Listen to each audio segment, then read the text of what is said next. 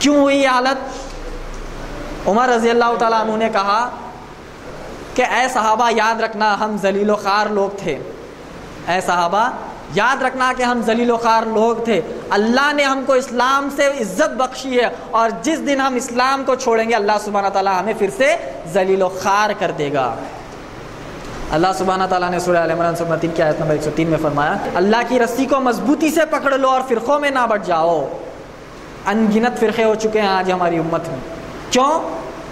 قرآن کے احکامات کو چھوڑا، نبی اکرم صلی اللہ علیہ وسلم کی اطاعت کو چھوڑا، جب نبی اکرم صلی اللہ علیہ وسلم کی حدیث آتی ہے تو اس کو چھوڑا، کہا کہ یہ حدیث تو ہے مگر ہم ہمارے امام کو فالو کریں گے، ہم ہمارے امام کی اتباع کریں گے، تو اللہ سبحانہ تعالیٰ نے ذلیل و خوار کر دیا۔ عرب کی قوم کیسی تھی؟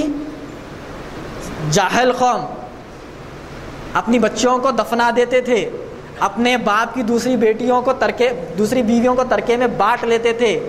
ایک کی چیز دوسرے کے قبیلے میں چلے گئی تو 9 سال لڑتے تھے۔ ایسی قوم تھی نا عرب کی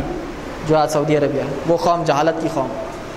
الیگزینڈر سے کہا گیا کہ تم اس پر حکومت کر لو تو اس نے انکار کر دیا، کئی سارے بادشاہوں کو کہا کہ یہ قوم پر حکومت کر لو تو انہوں نے انکار کر دیا، مگر اسی قوم میں اللہ سبحانہ تعالیٰ نے قرآن مجید اور صحیح احادیث کو بھیجا تو وہ پوری قوم آج پوری دنیا کی رہبر بن گئی۔ پوری دنیا کی جہالت قوم، پوری دنیا میں سب سے جاہل قوم وہ،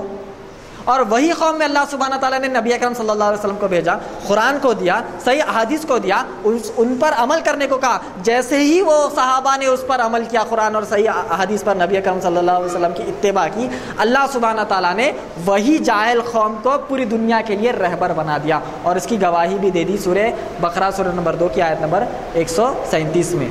کہ اگر تم ان صحابہ پر ایمان لاتے ہو، ان صحابہ کی طرح ایمان لاتے ہو تو تم صحیح راستے پر ہو، اگر ان صحابہ کے ایمان کو چھوڑو گے، ان کے طریقے کے ایمان کو چھوڑو گے تو اللہ سبحانہ تعالیٰ تمہیں ٹکڑوں میں بانٹ کر پھینک دے گا۔ جیسے ہی ہم نے اس راستے کو چھوڑا، اللہ سبحانہ تعالیٰ کی بات حق ٹھہر گئی اور ہم ٹکڑوں میں بڑھ گئے۔